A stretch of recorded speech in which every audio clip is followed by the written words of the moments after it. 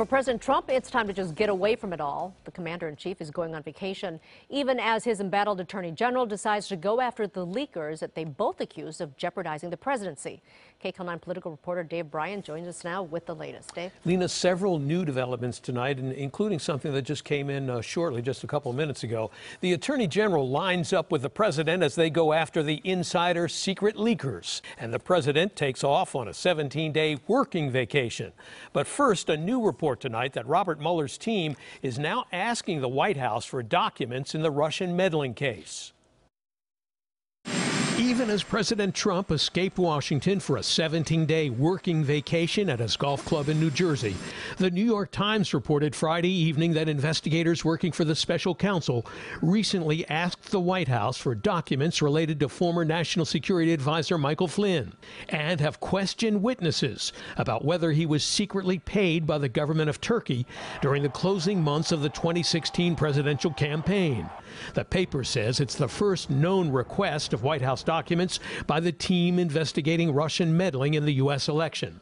It's one more small piece of evidence that the special counsel Robert Mueller's investigation into possible collusion with the Russians by Trump campaign associates could drag on for months or even years. These types of endeavors end up being fishing expeditions. They're a very broadly cast net. At the same time, top administration officials are now threatening to throw intelligence leakers working for the federal government in jail for publicly disclosing classified information, some of which is fueling the Russian meddling investigation. Understand this: if you improperly disclose classified information, we will find you. We will investigate you. We will prosecute you to the fullest extent of the law, and you will not be happy with the result. And Attorney General Jeff Sessions, whom the president tweeted last month had been very weak on leakers, is now getting on board with the president's call to action as well. These leaks hurt our country. We will investigate and seek to bring criminals to justice. We will not allow rogue anonymous sources with security clearances to sell out our country. Late to the table but arriving with a bang, Sessions announced the Justice Department has already tripled the number of leak investigations, and the FBI opened a new counterintelligence unit to deal with the disclosures. All this just one day after reportedly classified transcripts of President Trump's phone calls with the President of Mexico and the Prime Minister of Australia were published by the Washington Post, to the great embarrassment of the Trump White House. Leaking classified information is a crime, but there were few actual criminal cases brought until the Obama administration began to prosecute some of them. Now this year there have been 4 prosecutions, including Reality Winner, a 25-year-old NSA contractor accused of giving reporters a classified document on Russian hacking.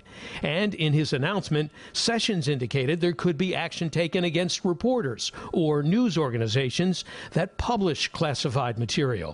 One of the things we are doing is reviewing policies affecting media subpoenas. We respect the important role that the press plays and will give them respect, but it is not unlimited. They cannot place lives at risk with impunity. We must balance the press's role with protecting our national security. Republican House Speaker Paul Ryan says that could be a problem. Leaks are a bad thing. Leaks are concerning because leaks can often compromise national security. But that's the problem of the leaker, not the journalist. Now back to President Trump's 17-day working vacation in New Jersey. The same Donald Trump who ripped President Obama for taking a summer break, tweeting Congress should get back to Washington, but Barack Obama doesn't want to interrupt his vacation in Martha's Vineyard. I promise you, I will not be taking very long vacations if I take them at all. There's no time for vacation. We're not going to be big. We're not going to be big on vacations. Now, while President Trump is on his 17-day working vacation, government workers will be busy on a major West Wing renovation. A 2-week, $3.4 million upgrade that includes new heating and air conditioning and new cables and wires, fresh paint and new carpets. A Gulf publication reported this week that President Trump called the White House a dump. The president says that's totally untrue. Lena, back to you.